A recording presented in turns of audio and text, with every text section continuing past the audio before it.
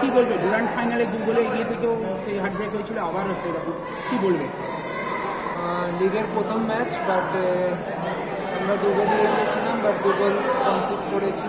But defence ভালো করেছে, but at the end গিয়ে ওভারঅল 2 গোল কনসিড করতে হয়েছে কিছু মিস্টেকের কারণে।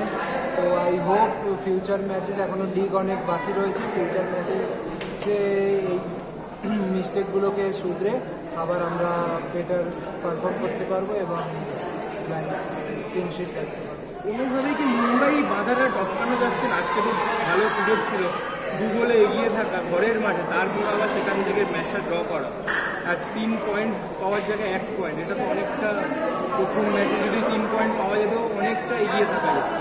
হ্যাঁ, স্ট্রং অপোনেন্টের সাথে যদি 3 পয়েন্টটা পেতাম, 2 পয়েন্ট লস করলাম আমরা, তো এটা আমাদের কাছে খুবই দুঃখজনক এবং আমাদের কাছে একটা ক্রুশিয়াল পয়েন্ট ছিল, বাট আমরা 2 পয়েন্ট লস করেছি। বাট আই হোপ কি নেক্সট ম্যাচগুলোতে আমরা এই ভুল ত্রুটিগুলোকে রেক্টিফাই করে আমরা আরও বেটার পারফর্ম করতে পারবো এবং পয়েন্ট তুলে আনবো। আশপাশে আলবার্টোর চোটটা কি মাঝে মাঝে ফ্যাক্টর হয়ে যাচ্ছে? ডুরান্ড ফাইনালেও যেটা দেখেছিলাম তোমার সাথে আলবার্টো একটা হয়েছিল, কিন্তু চোটটার পরেই খেলাটাই হচ্ছে, তো এবারেও কি সেই প্রবলেমটাই মনে হলো? সেট টিম ছিল, চেঞ্জ হয়ে গেলে আবার নতুন প্লেয়ার আসছে, বাট আই থিঙ্ক ওভারঅল টিমকে আরও বেশি রেসপন্সিবিলিটি নিতে হবে কিছু জায়গায়। আর টিম অনেক ভালোই করছে, বাট মুম্বাইও ভালো টিম, ভালো খেলেছে।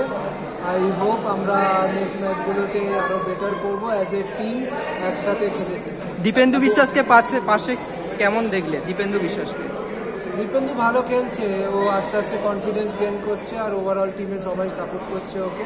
আই হোপ ও এই বছর ভালো পারফর্ম করবে এবং সুযোগ পাচ্ছে, ওকে আমরাও হেল্প করছি।